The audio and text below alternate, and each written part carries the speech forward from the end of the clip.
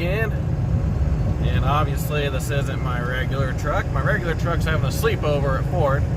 I wasn't planning on working today, so I didn't think it'd be a big deal not to have the truck, but when your number one contact calls you and has a load, you don't say no. So I was like, well, I got my personal truck, so we'll take it. Sorry for the bumps. The way it is, get used to it. So here we are. Truck's working not hard at all right now because we're going downhill. Downhill's nice. This truck has almost 265,000 miles on it. It's been a great truck. I've had it for about 7 or 8 years. It's all back to basics here mostly, except for all my crap over there. Usual stuff that's in the truck. Got my tire monitor right there. iPod, almost as old as the truck. The truck's 99. So, well, let's talk about it a little bit. And if the road gets too bumpy, you'll just have to stop and continue the video afterwards. But right off the bat, I gotta tell you, so I don't want anybody to get confused or upset. I am a 7.3 guy. I absolutely love 7.3s. That's my very first diesel was a 7.3. I still have it, my 96. I've had, I don't even know how many since, through buying them, selling them. I've parted them out. And they're just a great, oh Jesus, that's a heavy pump. They're a great truck all around. They're not the most powerful. They're not the fastest, they're not the most luxurious, but they run, and they do a good job doing it. I can definitely tell you, as far as using it for commercial use like this, not your best choice. It's just not enough gears, it's not enough power. You're more prone to having repairs that need done weekly. And for you guys that say like, oh well, just get a 6-speed manual, you're exactly right.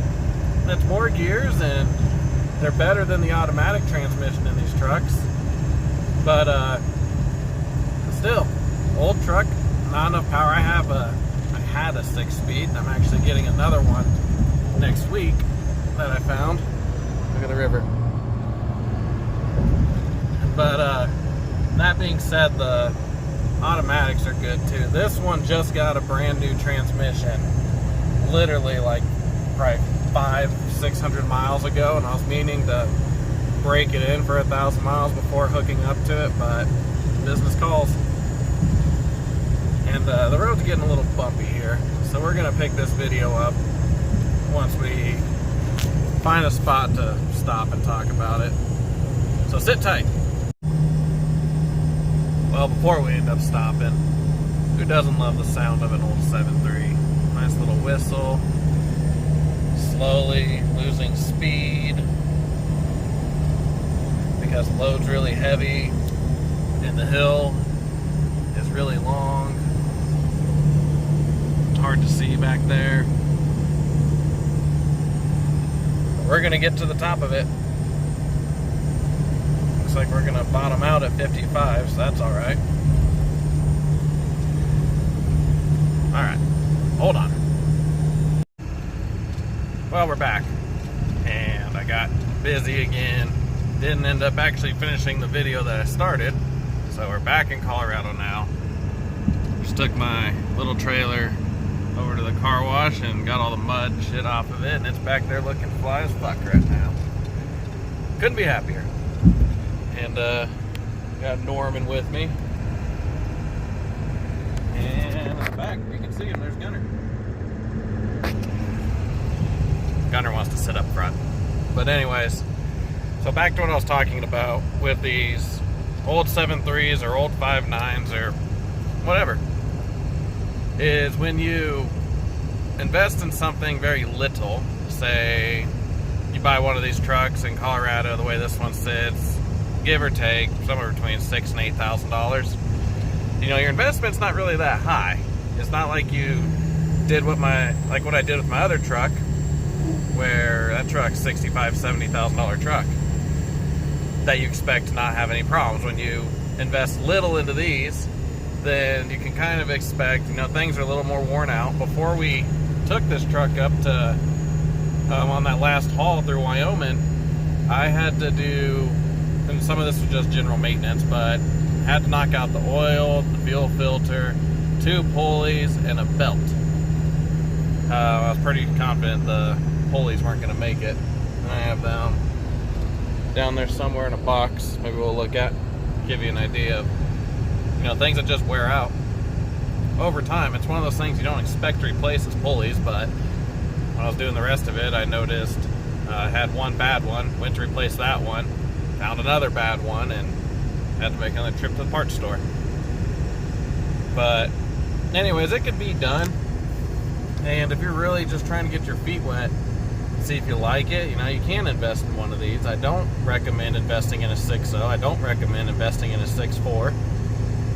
I just don't talk about the other brands because I'm not going to get into a brand war here. But for the Fords, if you want to start with the 7.3, you can. It's just expect to be fixing stuff weekly. This truck did great on that haul, and it scaled at 28,000, which is pretty heavy for these trucks. These trucks weren't designed for that kind of weight, and it did the job, and it got like 13 miles a gallon doing it. But the brakes are a lot smaller on these trucks. The power's just not there, and you can soup them up, you can do the chip, you can do all your shit. I have trucks that are 7.3s, but they're not designed to run that way. Change my mind. You can't. That's the facts. Will it run that way for a while? Yeah, it turned up. Sure will. Is it gonna run that way forever? Hell no. I got a blown up block sitting in my living room of a 7.3. If I remember, maybe I'll get you a picture of that. But the best way to do it, if you're gonna do it, is run them on stock. Don't put a chip on them. Intake and exhaust, I fully support. Maybe a turbo, like the Power Max. But as far as putting a chip on them to get the power out of them to try and run with these new trucks, don't do it. Eventually it's gonna blow up. Just be more problems. And if you're gonna invest that much, you might as well start looking at a newer truck. Something that's designed more for it. And the same goes for your trailers. If you're gonna invest little money into your trailer with small axles or cheap deck or just a cheap brand, well, you can expect it to break. That's one thing that I highly recommend is if you're buying a trailer to keep and you plan to have a lot of investment in it, order one. Don't buy one off the lot unless they have one that has almost any deck except pine. The same shit they make number 2 pencils out of. It's just junk. But we're gonna have to come up here and turn off. So we'll pick this video back up. I made sure not to forget. Here's the block in my living room in Norman. And you can see right here, nice little peephole. Gunner, go get your bowl. Yeah, bring it here. Thank you. I'm gonna clean this thing up and make it into a coffee table. But this is the one out of my 96. So there it is. Norman's acting like he's never seen it. Last bit of information. You can see this truck does have airbags on it. These came off of my other one that got wrecked, and it had different stack of springs. That's why these ones are, that's why it has the long U-bolts. I haven't cut them yet. I have them ran to the cab. Just have them on a switch. So that's pretty easy. Another thing I'll show you real quick. These pulleys. You can see this shit on there. And that hey, come back here. You can see it doesn't come off. And that was just chewing the hell out of the belt. And that's idler and tensioner are the two pulleys this happened to. So you can kind of see it doesn't really spin. So before I could put this truck into service, I had to replace those because it was killing one of my belts. And now, hold on real quick, I'm going to show you one other thing. When I said don't get cheap ass wood, this pine, that's exactly why. This isn't my regular trailer, mine's out in Sterling right now. But you can see I tried to help it out, screw it in. That board will actually come up about 12 inches. This is just what cheap pine does. This trailer's a year old, so be careful what deck you're getting. And that's going to close out this video. Have a good one.